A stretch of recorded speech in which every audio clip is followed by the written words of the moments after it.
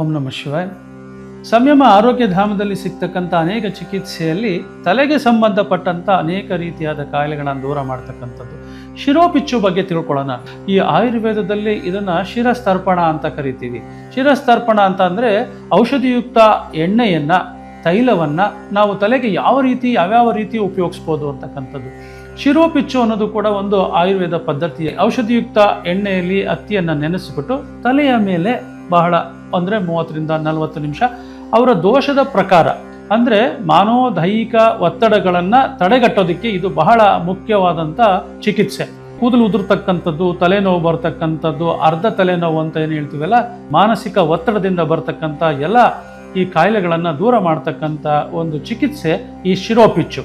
3ರಿಂದ 7 ದಿವಸಗಳ ಕಾಲ ಇದನ್ನು ನಾವು ಮಾಡಿಸ್ಕೋಬೋದು. ತಜ್ಞ ವೈದ್ಯರುಗಳ ಮೂಲಕ ಇದನ್ನು ಚರ್ಚಿಸಿ ತಾವುಗಳು ಈ ಚಿಕಿತ್ಸೆಯನ್ನು ಪಡಿಬೋದು.